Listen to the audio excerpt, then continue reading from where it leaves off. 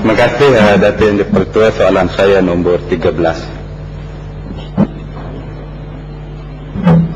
Tuan Ketua, pada masa ini kerajaan tidak bercadang untuk meminda perlembagaan persekutuan bagi menjelaskan kedudukan undang-undang sivil dan syariah sebagaimana yang dicadangkan oleh 3 hakim Mahkamah Persekutuan baru-baru ini, memandangkan bidang kuasa Mahkamah Sivil dan Mahkamah Syariah masing-masingnya telah dibagikan dengan jelas di bawah perlembagaan persekutuan, khususnya melalui pasal kurungan 1 dan kurungan 1A perkara 121 dan senarai persekutuan dan senarai negeri dan jadual ke-9.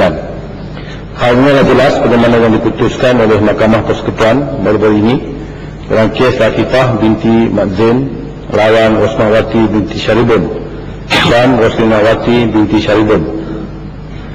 Perkara yang menjadi isu dalam kes itu ialah sama ada akaun bersama Latifah dan arwah suaminya termasuk dalam kategori harta pusaka atau hibah.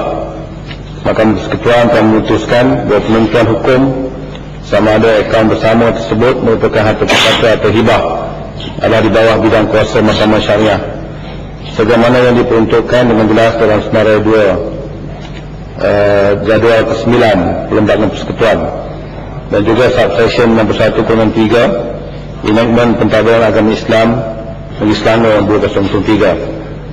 Dalam kes ini isu berkaitan dengan perpindahan bidang kuasa antara Mahkamah Sivil dengan Mahkamah Syariah dan isu ketiadaan peruntukan undang-undang berkaitan dengan kedua-duanya tidak berbangkit sama sekali.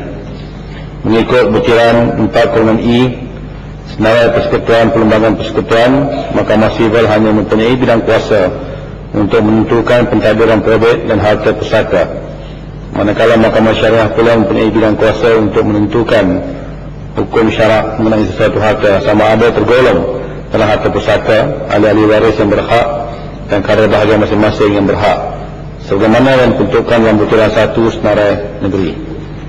Terdahulu pada 1993 Mahkamah Persekutuan dalam kes Majlis Agama Islam Pulau Pinang lawan Syekh Zulkifli bin Syekh Natar dan 2 lagi telah memutuskan bahawa untuk menentukan suatu harta itu ialah harta wakaf atau tidak ialah di bawah bidang kuasa Mahkamah Syariah.